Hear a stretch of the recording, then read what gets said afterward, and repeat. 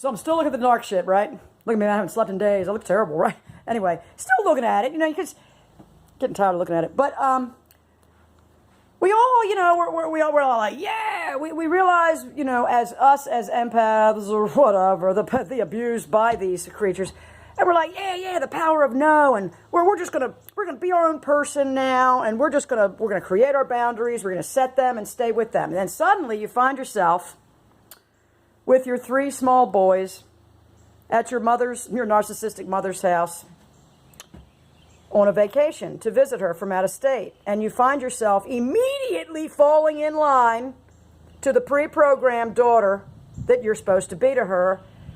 And then you think to yourself, why can't I create these boundaries? And I'll tell you why. Because if you do not fall in line and do exactly what they're expecting you to do, which is everything they want, and answer that, she will ruin your vacation. She will have giant, loud fits in front of your children. Will call you selfish, arrogant, how dare you, when all you're doing is being like, no, man, I don't really want a hot dog right now. I'd rather have a hamburger.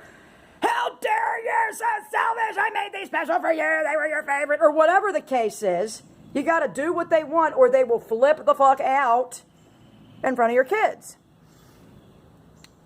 And you want your kids to have a nice time at grandma's. And that's why you do. I mean, that's honestly, why on earth would you do it? And they'd be like, well, why would you take your kids there to see her? Well, because we haven't got to the point where we realize we have to go no contact yet. We just learned about this and thought, well, if I can set boundaries, then I can have low contact with this person, keep them in my life to a degree, because they live out of state and they're not, I can do this, right? I don't know, can you? Only if you want to be the placater and the manipulated. I mean, but you can say, well, yeah, but we're manipulating them at this point. Are we? A little, maybe a little, by feigning to be everything they want to be in front of them. But I tell you, you lose your self-respect after a while. If it's something where, you're going to a family reunion and it's Aunt Martha and you haven't seen her, who gives, all right, that's fine. It's one day, one day a year or every 2 years or however. But when it's your mom, and you really, you do enjoy actually parts of being with her at times. You do enjoy, you love her by default. You can't help it. It's your mom, What do you do? How do you keep your self-respect and keep the low contact and try to keep it from fucking your kids up? Honestly, unless it's seriously low contact, I would go no contact because, well, what I've learned is that the grandparents, if they can ingratiate themselves to your children, can tell them things, especially when you're married to a narcissistic spouse who's also telling your kids things. Eventually, the 2 narcs will absolutely team up, as they did in my case. It was unbelievable. I couldn't even believe my fucking ears when I heard what was going on.